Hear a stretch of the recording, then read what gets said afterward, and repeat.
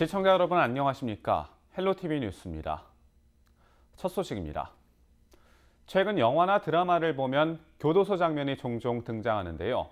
촬영 장면 중 대다수가 옛 장흥교도소에서 촬영한 장면입니다. 하지만 촬영 외에는 다른 용도로 쓸 수 없어 정작 지역에서는 옛 장흥교도소가 흉물로 인식되고 있는데요. 이랬던 옛 교도소가 문화예술 복합공간으로 탈바꿈합니다. 자세한 내용 송효찬 기자가 취재했습니다. 장흥군 장흥읍의 오래된 한 건물. 내부를 들여다보니 칙칙하고 어두컴컴합니다. 심지어 을씨년스러운 분위기까지 연출하는 이곳. 다름 아닌 옛 장흥교도소입니다. 옛 장흥교도소가 기존 모습을 벗고 새롭게 탈바꿈합니다.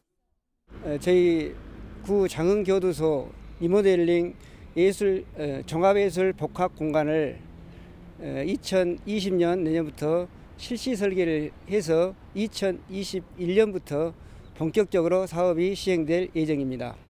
앞으로 문화예술 공간으로 교도소 체험, 문화예술인 작업 공간 이런 것들로 해가지고 많이 바꿔질 것으로 예상됩니다. 옛 장흥교도소는 지난 1975년부터 2015년까지 장흥군 장흥읍 원도리 일대 9318제곱미터 부지에 연면적 1230제곱미터, 건물 42동 규모의 수감시설로 활용됐습니다. 이후 용산면으로 교도소 시설을 이전했고 기존 청사는 기획재정부에 인수됐습니다. 최근에는 영화 프리즌과 드라마 슬기로운 감방생활 등 인기작들의 촬영지로 활용돼 왔습니다. 하지만 촬영지 임대 외에는 다른 용도로 쓸 수 없어 지역에서는 흉물로 인식되고 있습니다. 저는 지금 장흥교도소 내부에 들어와 있는데요. 앞으로 이곳은 시민들이 직접 이곳에서 감옥 생활을 체험할 수 있는 공간으로 활용될 예정입니다. 장흥군은 기능을 상실하고 활동이 정지된 교도소를 문화예술 복합공간이라는 옷을 입혀 지역문화 콘텐츠로 재창조한다는 구상입니다. 이를 위해 지난 2월 기획재정부로부터 교도소에 대한 등기를 이전받았습니다. 옛 교도소에는 장흥의 대표적 문학가인 이청준 문학관을 건립해 지역 문학의 새로운 중심지로 조성할 예정입니다. 또 다수의 장흥 문학인의 자취를 모아 전국의 문학도와 평론가들이 찾아올 수 있도록 만들 계획입니다. 이외에도 체험 공간과 이벤트 공간 등도 만들어 지역 주민은 물론 전국 유명 관광지로 탈바꿈하겠다는 계획입니다. 군은 사업 진행을 위해 국비 200억 원을 요청해 내년부터 2단계로 나눠 사업을 진행하기로 했습니다. 그동안 흉물로 자리 잡았던 장흥교도소, 문화예술 복합공간으로의 변신을 통해 지역 명물로 탈바꿈할 수 있을지 관심이 모아지고 있습니다. 헬로티비 뉴스 송유창입니다. 순천시의 비전은 대한민국 생태 수도입니다. 그만큼 환경을 중요하게 생각하고 잘 보존하고 있다는 뜻일 텐데요. 지난해에는 이런 가치를 인정받아 유네스코로부터 생물권 보전 지역으로 선정되기도 했습니다. 순천시가 생물권 보전 지역으로서 지역을 어떻게 관리하고 발전시켜 나갈 것인지 계획을 발표해 기대를 모으고 있습니다. 성정환 기자입니다. 지난해 7월 순천시 전역이 유네스코 생물권 보전 지역에 선정됐습니다. 국제연합교육과학문화기구 유네스코는 세계적으로 생태계가 잘 보존돼 가치가 있는 곳을 생물권 보전 지역으로 지정합니다. 한반도에는 제주도와 설악산, 신안군과 고창군 등 8곳이 등록돼 있고 북한에는 금강산과 백두산 등 5곳이 지정받았습니다. 순천시는 지역의 우수한 산림 환경을 체계적으로 보존하고 지역 경제를 활성화하기 위해 관리 계획을 마련했습니다. 우리 순천에 대한 생물들이 우수하다는 것이 인정됐기 때문에 앞으로 우리 시가 이것을 관리 계획을 잘 수립해서 우리 시의 브랜드를 높이도록 하겠습니다. 순천시는 조계산과 순천만 습지 등을 핵심 구역으로 관리하고 환경교육과 생태관광을 구현하는 완충구역과 지속 가능한 상품을 개발하는 협력구역을 설정해 발전시켜 나간다는 계획입니다. 생물권 보전 지역을 홍보하기 위한 브랜드도 제작됐습니다. 원 모양의 지구 안에 순천만과 조계산을 연결하는 동천을 형상화했습니다. 브랜드는 관광지와 농산품, 식당 등에 부착돼 서비스 이미지를 높여 지역경제 활성화에 도움이 될 전망입니다. 마을마다 대표 동식물을 뜻하는 깃대종을 선정해 보존하는 방안도 추진합니다. 노랑부리 저어새 같은 멸종 위기종을 마을 대표 동물로 선정해 생태지도를 만들고 서식 현황을 조사합니다. 특히 순천시는 생물권 보존 지역이 법적 규제 사항이 아니기 때문에 시민들의 자발적인 참여가 중요하다고 말합니다. 주민들을 지원하기 위해 조례를 제정하고 생태학교를 만들어 시민교육의 장으로 운영합니다. 순천시는 부서마다 역할을 분담하는 한편 내년에 주민과 전문가, 지자체가 참여하는 추진단을 구성할 방침입니다. 행정에서만 일방적으로 할 수 없기 때문에 주민 참여와 또 시민 그리고 각계 사회단체나 또 NGO 등이 참여를 해서 공감대를 형성할 필요가 있다고 생각합니다. 따라서 지속적이고도 체계적인 교육이 필요하다고 생각합니다. 순천시의 생물권 보전 지역 관리 계획이 생태계 보전과 지역경제 활성화에 어떤 성과로 이어질지 주목됩니다. 헬로티비 뉴스 성정환입니다. 대한민국 1호 정원 순천만 국가정원이 찬란한 불빛으로 물들었습니다.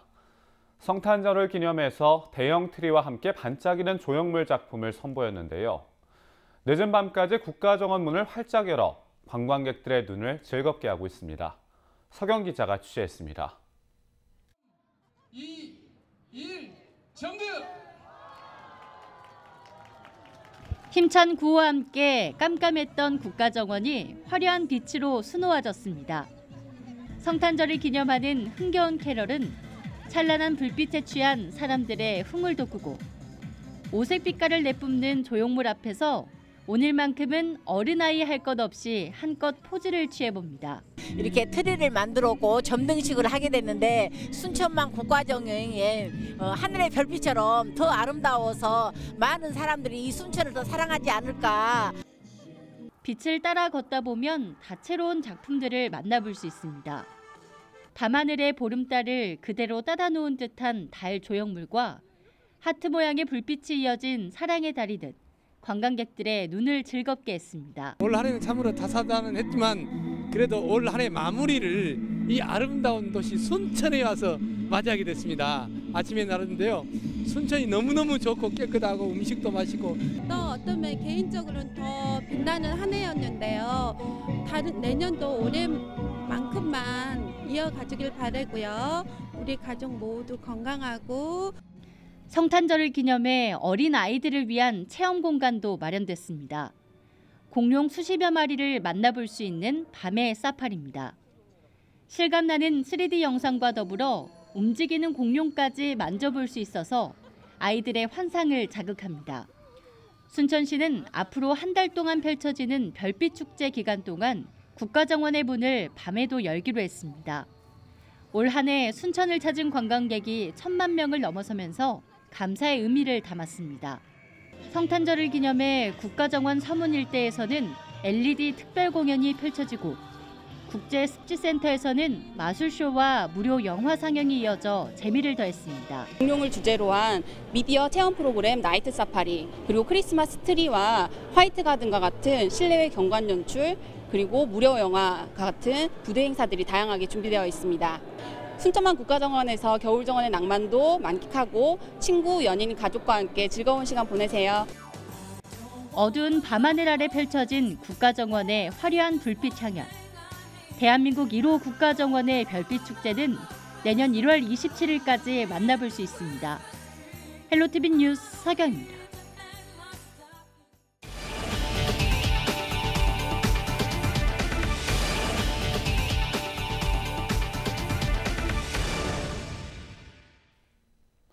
포스코 광양제철소에서 폭발 사고가 발생했습니다.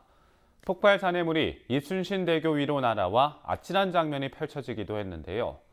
이 사고로 현장 근로자 5명이 크고 작은 부상을 입고 병원 치료를 받고 있는 상태입니다.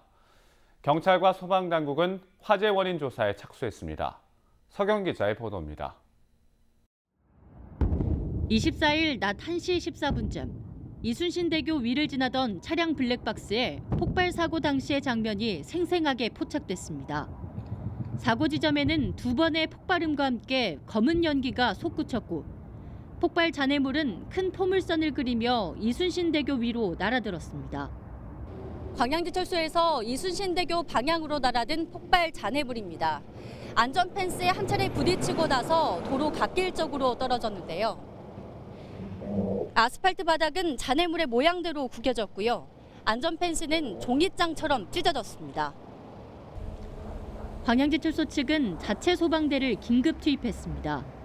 소방당국도 대응 1단계를 발령하고 장비 27대, 소방대원 270여 명을 투입해 진화 작업에 나섰습니다.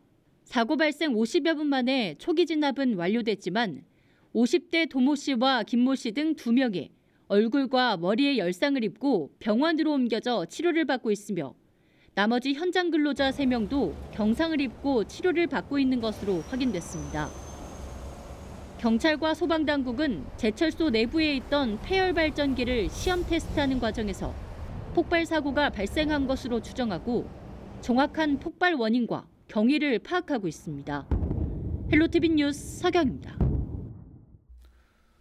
전남 동부권에 있는 산업단지에서 폭발이나 화재가 끊이질 않고 있습니다. 조성된 지 30년이 넘은 노후된 시설들이 화재를 부추기고 있다는 지적이 나오고 있습니다. 이어서 박종호 기자의 보도입니다. 지난 6월 광양제철소의 한 공장에서 폭발 사고가 발생했습니다.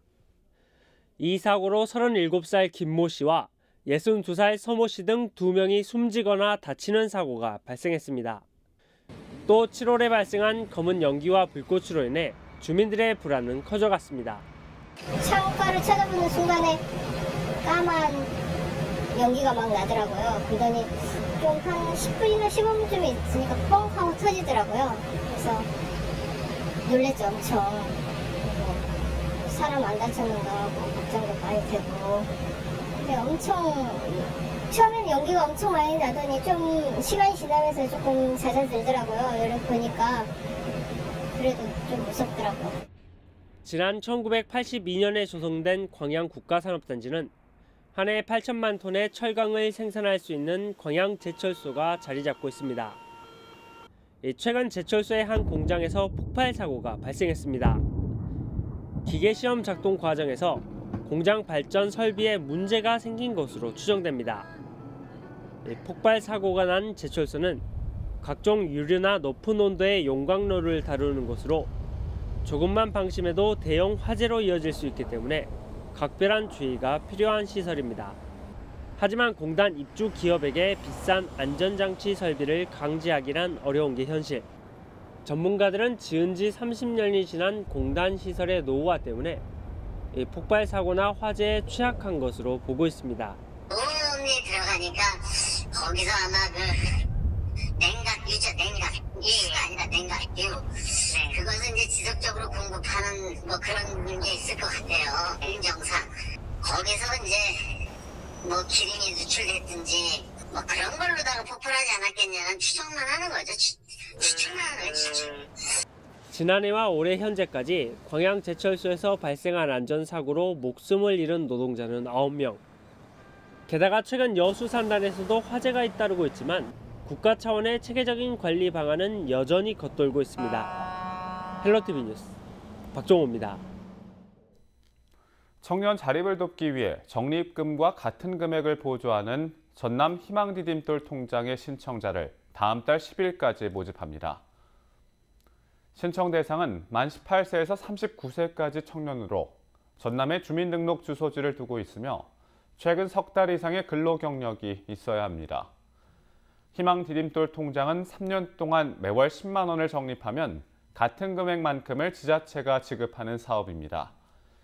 전라남도는 신청자 자격을 심사한 뒤 오는 2월 중순쯤 최종 신규 참여자를 발표합니다. 지난 2017년 시작된 희망디딤돌 통장 사업은 청년 2천여 명이 참여하고 있으며 내년 10월 900여 명이 첫 적립금을 받게 됩니다. 올 한 해 동안 순천시를 방문한 관광객이 1,000만 명을 넘어섰습니다. 순천시는 지난 25일 관광객 집계를 마감한 결과 1,002만 2천여 명이 순천을 방문했다고 밝혔습니다. 순천시는 관광객 유치 목표가 순조롭게 달성됨에 따라 26일 국가정원 잔디마당에서 댄스 공연과 불꽃 기념식 등 기념 행사를 진행했습니다. 순천시는 올해 시승격 70주년을 맞아 순천 방문의 해를 선포하고 미디어와 방문 홍보를 통해 관광객 유치 목표를 달성했다고 설명했습니다. 순천시는 올해 구축한 각종 관광 인프라를 토대로 순천을 세계적인 관광도시로 만들겠다고 밝혔습니다. 연말연시를 맞아 철새도래지 전염병을 막기 위한 방역이 강화됩니다. 환경부가 겨울 철새 위치를 조사한 결과 영암호에 19만 마리, 순천만에 2만 7천 마리, 해남 금호호에 2만 마리 등 모두 36만 7천여 마리가 전남에서 관찰된 것으로 집계됐습니다. 이에 따라 전라남도는 철새가 관측된 30여 곳을 대상으로 하루 최대 2번씩 소독하고 현수막과 안내문 등을 설치해 출입을 통제할 계획입니다. 전라남도는 과거 조류독감 발생 위험이 가장 높은 시기가 12월에서 1월까지라며 농가에서도 차단 방역에 힘써줄 것을 당부했습니다. 지난달 집에 불이 나 삶의 터전을 잃은 순천 시민이 있었는데요. 주변의 도움으로 새 집이 마련됐습니다. 순천시 송광면의 김모 씨는 지난 11월 자신의 집에 불이 나 살 곳이 없었지만 마을 주민과 봉사단체의 도움으로 한 달여 만에 새로운 보금자리가 완성됐습니다. 김 씨 소식을 접한 순천시는 관계부서 행정을 지원했고 순천건축사협회가 무료 설계 재능 기부, 사회복지 공동모금회가 예산 일부를 지원하는 등 주변의 도움으로 새 집이 마련돼 추운 겨울 따뜻한 미담이 되고 있습니다. 선거법 개정안이 국회 본회의를 통과하면 순천시 선거구가 2개로 늘어날 수 있다는 전망이 나왔습니다. 자유한국당을 제외한 5개 여야 정당이 제출한 선거법 개정안을 보면 순천 인구수가 28만 150명을 넘겨 2개의 선거구로 나눠지게 됩니다. 이와 함께 세종시와 춘천시도 인구수에 따라 2개의 지역구로 분리될 가능성이 있습니다. 선거법 개정안이 확정되면 전남은 기존 국회의원 10석에서 11석으로 늘어나게 됩니다. 여야 협의체는 이번 개정안에서 농산어촌을 배려해 선거구를 조정한 것으로 알려졌습니다. 전라남도가 올해 최고 실책으로 블루 이코노미 추진을 선정했습니다. 전남도는 올해 추진한 주요 실책 35건을 대상으로 창의성과 도정발전 기여도, 효과서 등을 평가했다고 밝혔습니다. 우수 실책으로 나주 혁신도시 한전공대 유치 및 설립 지원, 전국 유일 국제 자유특구 이관왕 등 4건이 선정됐습니다. 도자기로 유명한 강진군에 관련 박물관이 1개 더 생겼습니다. 강진군은 대구면 청자촌에 있는 청우효가 1층 전문 박물관으로 정식 등록됐다고 밝혔습니다. 강진군은 공립과 사립 등 모두 7개의 박물관을 보유하게 됐으며 전라남도에서 순천시와 함께 가장 많은 박물관을 가진 지자체로 기록됐습니다. 어느덧 2019년의 마지막 날도 얼마 남지 않았는데요. 한반도 최남단의 낙조 전망지로 유명한 진도 세박낙조에서 오는 31일 해넘이 행사가 열립니다. 진도 세박낙조에서 진행되는 해넘이 행사는 31일 오후 2시부터 국악 공연과 음악회, 일몰 사진 전시회 등 다양한 공연이 펼쳐집니다. 세박낙조는 국토교통부가 선정한 한국의 아름다운 길 100선 가운데 한 곳으로 연말에 맞춰 해넘이 행사가 열리고 있습니다. 최근 목포시가 시금고를 기업은행에서 광주은행으로 바꿨는데요. 이달 말에 진행될 납부 시스템 전환 작업 때문에 세금 납부 서비스가 잠시 중단됩니다. 시금고 전환 작업이 진행되면 오는 31일 밤 11시 반부터 이듬해 1월 2일 오전 9시까지 세금 납부 서비스를 이용할 수 없습니다. 다만 가상계좌를 제외한 인터넷 뱅킹과 위택스, ARS, 공과금 수납기를 통한 납부는 가능합니다. 17살 나이에 일본 탕방에 끌려갔던 청년. 이제는 95세의 백발 노인이 돼 돌아왔습니다. 고등학교를 막 졸업하고 대학 준비를 하고 있는데 뜻밖의 이장이, 그때는 이장이 아니라 부장입니다. 부장이 찾아와서 왔다 갔다 우물쭈물 하더니 말을 못하고 돌아가신 우리 모친께서 왜 그러냐고 묻자 머리를 쑥쑥 긁더니 노무자 영장을 내놓습니다. 말인께 그러지 당해보지 않은 사람 모릅니다. 기가 막히고 내가 이제 17세에 죽는구나 그런 생각이 들고 내 인생을 아주 일본 놈들이 망쳐버렸습니다. 한창 공부할 나이에 끌려갔으니 말인께 그러지 참 기가 막히고 말도 못하고 집이 돌아오니 돌아가신 모친께서 네가 귀신이냐 사람이냐 이것이 꼭 생각이 납니다. 빼고 가지고 가면 낫고 얼굴은 새까맣고 그렇게 네가 귀신이냐 사람이냐 그렇게 돼갖고 집을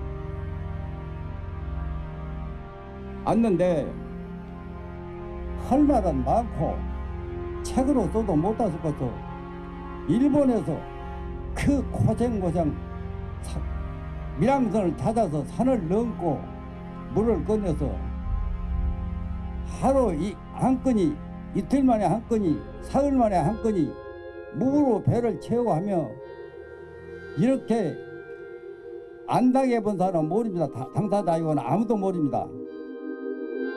해진 바지와 앙상하게 마른 몸, 탄광채취형 곡괭이를 든 손과 그리고 가슴을 움켜쥔 주먹, 고개를 곧게 세우고 힘찬 발걸음을 내딛는 모습에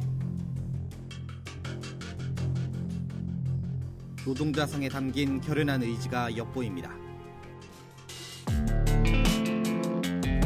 전국 8번째 강제징용 노동자상이 전라남도 목포에 건립됐습니다. 잘 아시다시피 올해가 3.1운동 100주년 그리고 대한민국 임시정부 수립 100주년을 맞이하는데요. 그래서 이 뜻깊은 해에 민주노총 전남본부에서는 우리의 역사를 어떻게 좀 계승할 건가 이런 고민을 많이 하게 됐습니다. 또 뿐만 아니라 우리 국민들 잘 아시다시피 지난해 10월 30일 우리 대법원에서 강제징용 노동자 관련해가지고 일본의 배상을 판결했잖아요. 그럼에도 불구하고 일본의 아베 정부가 보여주는 모습은 우리 국민들의 분노를 샀습니다. 그래서 일제강점기 우리 정말 피해 입은 우리 당시 조선 민중들 특히나 그 당시에 인구의 3분의 1, 한 800여만 명이 일제에서 강제징용되거나 동원됐습니다. 그래서 이 아픈 역사를 다시 한번 발굴하고 또 단지 아픔에 끝나는 게 아니라 새롭게 역사를 좀 만들어가기 위해서 추진하게 됐고요. 전라남도 대표 시민단체에 도움을 요청했고 시민사회단체 등 30곳이 참여해 추진위원회가 구성됐습니다. 407개 단체, 503명의 개인이 참여해 8,100여만 원이 모금됐습니다. 노동자상은 단순한 건립에 멈추지 않습니다. 일본의 진정한 사죄와 배상을 요구합니다. 아픈 역사를 기억하고 되풀이되지 않길 우리는 바랍니다.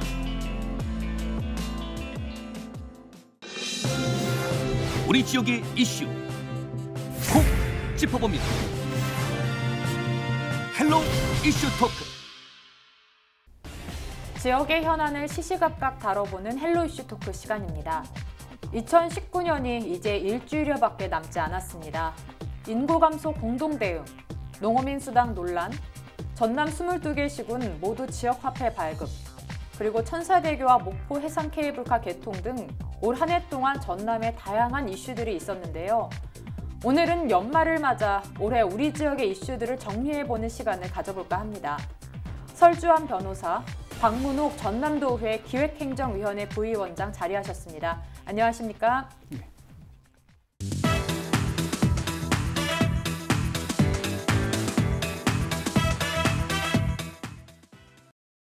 네, 2019년 전남에서도 크고 작은 이슈들이 있었습니다. 전반적으로 큰 이슈나 현안들에 대해서 좀 정리해 주시죠. 네, 2019년에 참 많은 일들이 있었습니다. 전남도에서도 많은 일들이 추진됐었고, 여러 지역에서도 수많은 주제로 인해서 많은 논란이 있었던 것도 사실인 것 같습니다. 전남을 이제 서부권과 이제 동부권으로 나눠서 생각을 해보면 서부권에서 가장 큰 이슈가 되었던 것은 이제 목포 해상 케이블카 개통이라든지 아니면 그다음에 이제 해남에 농민수당 지급 시작을 했다라는 부분과 그다음 동북권에서 가장 기억에 남는 것은 이제 여수 산단이라든지 그냥 광양 포항 제철소 같은 경우에서도 광양 제철소 같은 곳에서 오염물질 무단 배출에 대한 측정, 허위 측정 사건이 가장 큰 이슈로 남지 않았나 생각이 듭니다. 그 무엇보다도 전남도에서 가장 올 한 해 동안 이어지는 큰 이슈는 아무래도 인구 감소가 아니었나라는 생각이 듭니다. 이제 청년층의 유출로 인해서 계속된 인구 감소가 전남도의 이제 앞으로의 먹거리라든지 앞으로의 방향을 설정하는 데 있어서도 상당히 중요한 지표가 되기 때문에 이러한 부분들이 가장 큰 이슈가 돼서 올해가 지나가지 않나 싶습니다. 네, 이제 서남권, 동북권 나눠서 현안에 대해서 좀 정리를 해주셨는데요. 네, 2019년 올 한 해 전남에서 크고 작은 이슈들이 있었습니다. 또 전반적으로 어땠는지 말씀해 주시죠. 네, 전남의 이슈에 관련해서 이제 전라남도에서도 얼마 전에 이제 설문조사를 했습니다. 10가지 1위부터 10위까지 10가지를 이제 알아보니까 첫 번째는 한전공대 유치, 두 번째는 블루 이코노미 시대 개막, 그리고 세 번째는 2020년도 예산 7조 원 시대 개막. 이 세 가지를 우리 전라남 도민들이 가장 큰 어떤 전라남도의 사건으로 이제 꼽고 있었어요. 이 비중이 80% 정도 차지했으니까요. 근데 이제 제가 생각했을 때 그 우리 전라남도의 가장 큰 올해 이슈는 첫 번째로 국가 균형 발전 프로젝트에서 우리 전남이 예타 면제 사업과 관련해서 1조 1천억이 반영된 거. 특히 우리 목포가 이 부분에 그 1,000억 정도 이제 들어 있고요. 그리고 77번 국도인 그 군산에서 시작한 이제 그 여수, 화태, 백야까지 이 남해안 관광벨트가 이 사업으로 해서 이제 중복이 된다는 거. 이게 굉장히 큰 사건이지 않나. 그리고 두 번째는 아까 이제 말씀드린 한전공대 설립이 확정된 거. 이 부분 같은 경우에는 실제로 이제 광주하고 많은 어떤 유치전이 벌어졌는데 저희가 이제 광주보다 그 어떤 몇 가지 부분에서는 점수가 안 좋게 나왔지만 전반적으로 굉장히 높은 점수를 받아가지고 결국에는 이제 유치가 확정이 됐고요. 이게 그 근래에 들어서 가장 우리 전남 발전을 위한 가장 큰 사건이 되지 않을까 저는 이렇게 생각합니다. 그리고 세 번째는 전라남도의 청렴도가 4등급에서 2등급으로 수직 상승한 부분. 기존에 보면 전라남도 청렴도가 이제 4등급, 3등급을 벗어나지 못하고 항상 하위권에 머물렀거든요.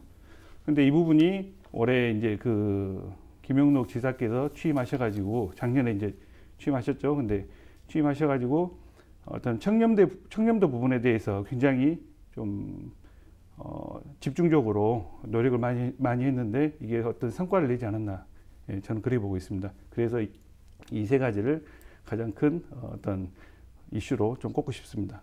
네, 이제 두 분과 전남의 현안에 대해서 전반적인 부분에 대해서 이야기를 좀 나눠봤는데요. 네, 이번에 첫 번째로 나눠볼 이야기는 이제 신안 천사대교 목포 해상 케이블카 개통으로 인해서 전남의 관광 인프라 구축이 됐다, 뭐 이렇게 이야기가 나오고 있습니다. 이 부분에 대해서 어떤지 말씀해 주시죠. 제가 보기에 그 어떤 구조물 그리고 이제 지역의 다리라든가 교량 그리고 건축물 등이 관광 상품으로 만들어질 수 있다는 그런 부분에 대해서 굉장히 좋은 점수를 주고 싶고요. 그리고 실제로 관광객들이 올 9월까지 약 300만 명이 다녀갔습니다. 올해 이제 12월까지 하면 약 500만 명까지도 저희가 이제 예상을 하고 있는데요. 이걸 계기로 해서 그리고 또 아까 말씀하신 목포의 해상 케이블카 개통과 관련해서 정말 우리 지역에 상당히 많은 좋은 영향을 또 끼치고 있는 것이 사실입니다. 케이블카 같은 경우에도 지금 이제 누적 인원 약 60만 명 정도를 기록할 것으로 예상이 되고 있어요. 올 12월 말까지. 목포가 이제 여수나 광양 그쪽에 비해서 순천에 비해서 굉장히 관광 인프라가 부족했는데 이런 그 천사대교 그리고 이제 칠산대교까지 개통되면서 서남해안 관광 벨트를 완벽하게 조성할 수 있는 그런 계기도 됐고요. 그에 따라서 우리 서남해안 쪽으로 또 그런 관광객들이 많이 몰릴 수 있는 그런 역할을 충분히 해주고 있다고 생각합니다. 네, 아무래도 이제 지역 관광 산업을 통해서 지역 경제 활성화 등 많은 긍정적인 효과가 있다고 말씀해 주셨는데요.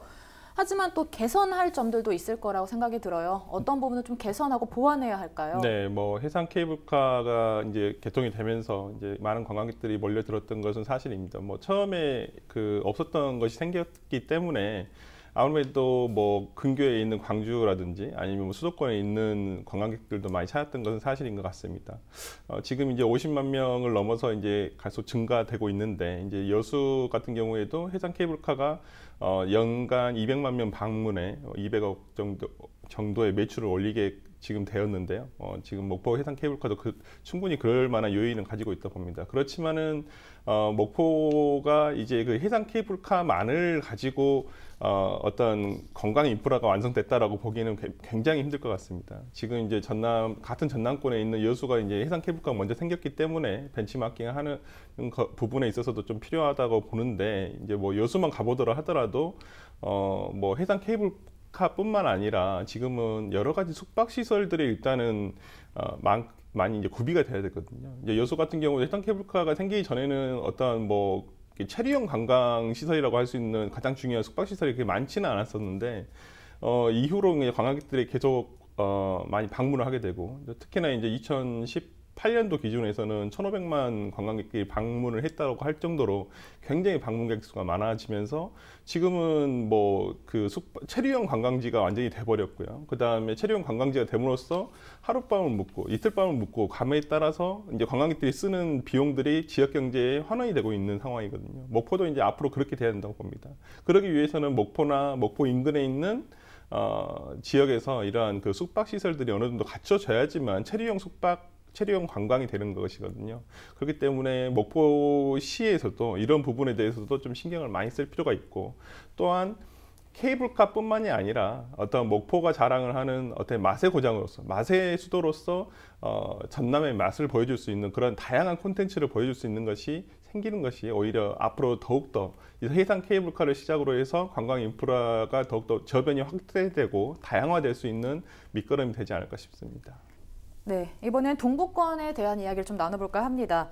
지난 4월에는 여수 산단 대기오염 물질의 배출량 조작에 대해서 전국적으로 이제 공분을 샀던 일이 있는데요. 지금 어떻습니까? 어떻게 보십니까? 또? 네, 뭐 올해 4월이었죠. 뭐 영산강 환경유역청에서 이 적발을 하게 됐는데, 올해는 뭐 내사 기관을 통해서 이 적발된 것이라서 뭐 명백하게 증거들이 남아 있어서 그 부분에 대해서 지금 사법 처리가 되고 있는 현실입니다. 뭐 얼마 전에도 이제 광주지방법원 순천지원에서 관련 측정업체 대표들과 그다음 대기업 관련자들이 지금 사법 처리를 받아서 뭐 징역형이 선고된 분도 계시고 집행유예가 나온 경우도 있었습니다. 뭐 이거에 대해서 뭐 사법 처리가 되는 것을 떠나서 그 이후 다른 문제들이 더 큰 문제인 것 같습니다.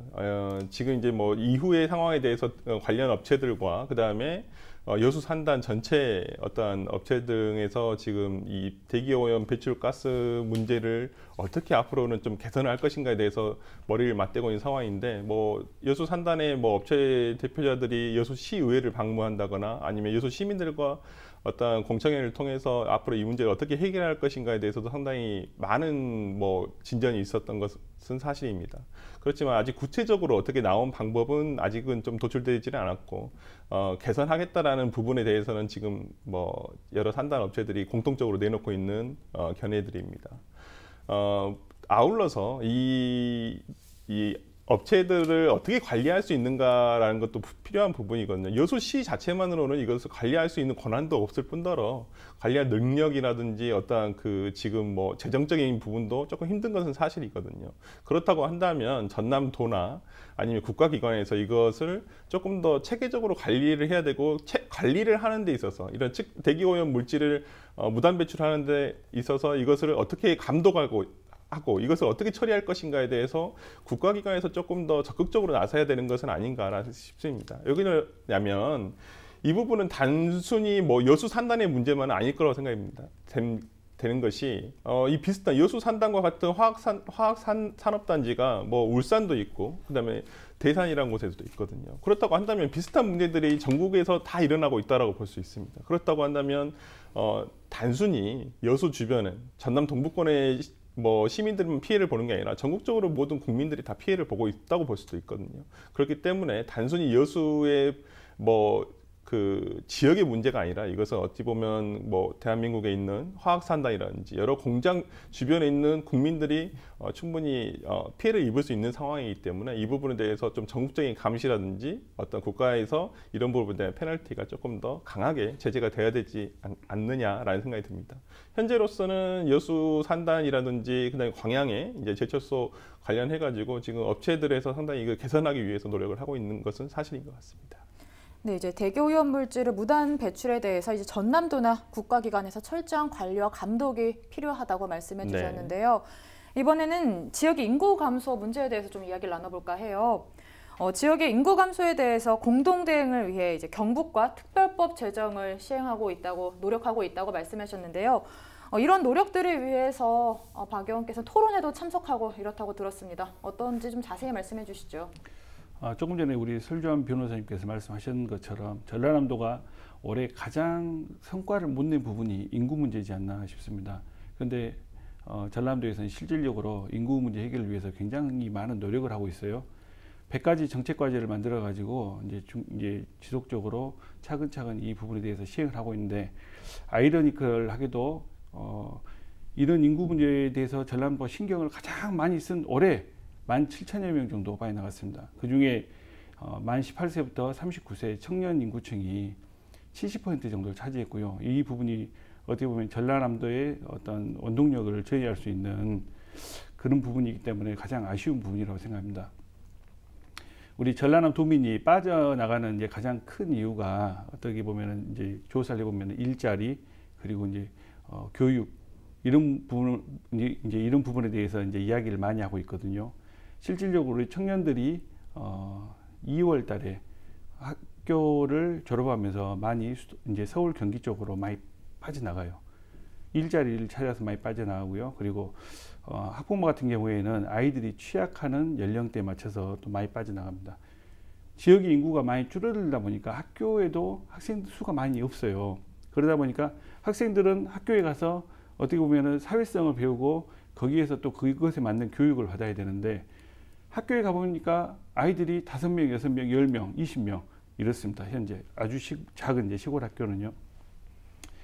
그렇다 보니까 인구는 점점 빠져나가고 또 이제 인구가 빠져나가기 때문에 상권이 붕괴되고 지역의 의료, 교육, 문화 인프라가 또 붕괴되고 또 이런 상황 때문에 또 인구가 빠져나가고 이런 악순환이 계속 지속되고 있는데 전라남도에서는 가장 인구 유출을 막을 수 있는 이제 가장 시급한 방법으로 현재 일자리 관련해서 양질의 일자리를 전라남도가 지역민들에게 제공하고 여기서 보다 나은 수입을 창출하고 그럼으로써 외부 인구도 전라남도에 유입시키고 더불어서 지역이 활기를 가지고 이런 분위기가 조성되면은 또 인구가 들어올 수 있는 그런 선순환 구조를 만들어 보려고 노력하고 있습니다.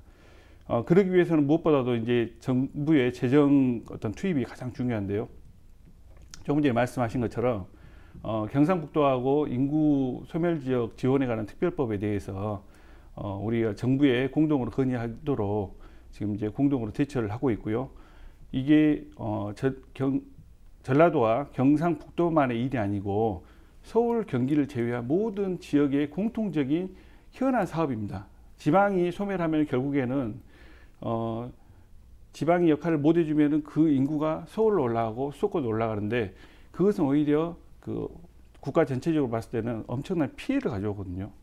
네, 이번에는 농어민 수당에 대한 이야기를 조금 해볼까 하는데요. 내년에부터 전국 최초 농어민 수당을 지급하게 됩니다. 이로 인해서 분명히 우려되는 점들도 있을 거예요. 또 거기에 WTO 개도국 지위 포기 등 전남의 기반이 농업에 이제 많은 타격을 입지 않을까라는 우려도 하고 있는데요. 이 부분에 대해서는 어떻게 보십니까? 저는 그 두 가지를 같이 이렇게 묶어서 본다면은 결국에는 농업의 경쟁력 부분에 가는 문제거든요. 농업이 경쟁력을 가지고 있다면은 분명히 어떤 국가에서 농업 부분에 대해서 어떤 집중 육성하려고 그 막대한 보조금을 투입하지도 않았을 건데 그 막대한 보조금을 지금 약 25년 정도 투입을 하고 있음에도 불구하고 농업이 제 자리를 찾지 못하고 있습니다. 그렇기 때문에 우리가 이제 고율의 관세를 매겨서 수입 농산물에 대한 그 어떤 저지를 하고 있고요. 근데 이번 농어민수당 같은 경우도 이제 그 관점에서 본다면은 상하반기 그 30만 원씩 지역화폐로 해서 이제 지급을 합니다. 이것도 어떻게 보면은 보조금적 성격이 굉장히 강합니다. 근데 지역 내에서 어떤 우리 전라남도가 농업이 많기 때문에 물론 이제 저희도 일부 동의하는 부분이 있지만은 다른 목소리도 굉장히 많이 나왔어요. 왜 농업인에 대해서만 하는가? 소상공인에 대해서도 해야 된다. 이런 부분도 굉장히 많이 나왔는데 전라남도가 40%를 되고 우리 시군이 60%를 됩니다. 전체적인 큰 관점을 본다면은 이러한 막대한 재원이 1,400억 원 정도 들어가는 이 막대한 재원이 또 농업에 대한 보조금으로 들어가기 때문에 이제는 우리가 농업에 대한 체질 개선 이 부분을 분명히 이루어야 되고요. 그에 따라서 좀 어떤 농업인들이 정말 앞으로는 이런 보조금에 대해서 연연하지 않고도 정말 잘 살 수 있는 그런 전남으로 경쟁력을 바꾸는 차원의 어떤 시도를 이제는 정말 성공해 내야 되지 않는가. 지금은 그런 시기가 왔다고 저는 생각합니다. 또 추가적으로 해주실 말씀 있을 것 같아요. 짧게 부탁드립니다. 네, 그 농민수당 같은 경우에는 이제 해남군에서 먼저 시작을 했는데 얼마 전에도 이제 전국적인 기사로 이제 전국의 이 농민수당에 대한 어떤 그 여러 지자체에서 시작할 수 있는 어떤 시발점이 됐다라고 해서 아주 높이 평가를 하고 있습니다. 지금 시작 단계이기 때문에 모두가 만족할 수는 없는 상황이지만은 농업의 어떤 공익적 가치, 그다음에 또 어업도 마찬가지로 공익적 가치가 있기 때문에 그런 부분에 대한 국가적인 사회적인 어떤 보상의 차원이라고 보면 좋을 것 같습니다. 향후에 어떤 제도적으로 조금 더 정착이 되다 보면 개선점이 나올 것이라 생각이 들고요. WTO 개도국 포기와 관련해서는 물론 당장 지금 개도국에서 빠진 것은 아닙니다. 앞으로도 거쳐야 될 절차가 굉장히 많고 이 논의 자체가 미중 무역 분쟁 가운데서 일어난 거기 때문에 향후에 미중 무역 분쟁과 관련해서도 이 부분이 연계가 될 거기 때문에 당장은 지금 농민들에게 바로 이 부분에 대해서 피해가 가는 것은 아닙니다만은 아까 의원님께서 말씀해 주셨다시피 탈무드에 나오듯이 말에게 물을 떠먹여 줄 것인지 물이 있는 곳을 가르쳐 줄 것인지에 대한 문제인 것 같습니다. 이제는 우리가 물을 그냥 떠먹여 줄 것이 아니라 어떤 농업이라는 특히나 이제 쌀 농사를 이제 주로 이제 전남에서는 많이 짓기 때문에 가장 큰 타격이 있는데 이 어떻게 하면 쌀에 대한 것 아니면 다른 농작물에 대해서 경쟁력을 가지게 할 것인가에 대한 어떤 근본적인 고민을 해봐야 될 것은 아닌가라는 생각이 듭니다. 네, 아무래도 20분 동안 전남의 지역 현안에 대해 이야기를 나누다 보니까 시간이 조금 부족하긴 네. 한데요. 그래도 마지막으로 앞으로 전남 발전을 위해서 어떻게 해야 되는지 짧게 말씀 부탁드립니다. 네, 1년 동안 여러 가지 주제로 이렇게 논의를 해봤는데요. 가장 핵심이었던 것은 그런 것 같습니다. 이제 공동체 의식의 복원인 것 같습니다. 전남에 여러 가지 인구 감소 문제, 여러 가지 지역 현안들이 많이 있습니다만은 공동체의 복원이 가장 중요한 문제가 아닌가라는 생각이 듭니다.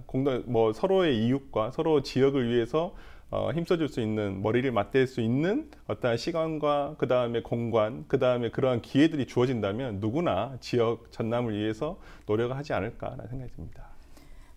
네, 오늘 2019 전남의 지역의 현안들에 대해서 두 분과 이야기 나눠봤습니다. 앞으로 더 발전하는 전남이 되길 저도 기대하고 바라보겠습니다. 오늘 말씀 고맙습니다. 올 한 해 전남의 크고 작은 이슈들에 대해 많은 이야기를 나눠봤습니다. 2020년에도 전남의 발전을 위한 다양한 사업들이 진행되길 바랍니다. 지금까지 헬로 이슈 토크였습니다.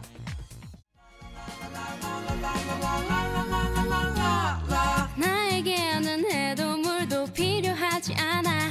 그런 거 없이도 배부르게 살 수 있으니까. 나에게는 시들 걱정 필요하지 않아. 밟히고 뭉개져도 내 색을 잃지 않으니까. 모든 게 좋아 보여. All things I have a looking good. 하지만 내가 행복하지 못했던 이유는 You know what? 나도 숨 쉬고 싶어. 비를 삼키고 뿌리를 내고 싶어. 정말 잔디처럼 정말 잔디처럼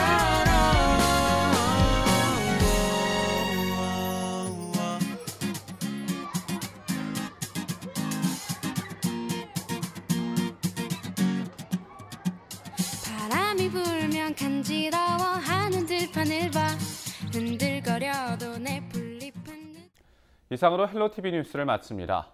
저희는 언제나 지역 주민 여러분 곁에 있겠습니다. 고맙습니다.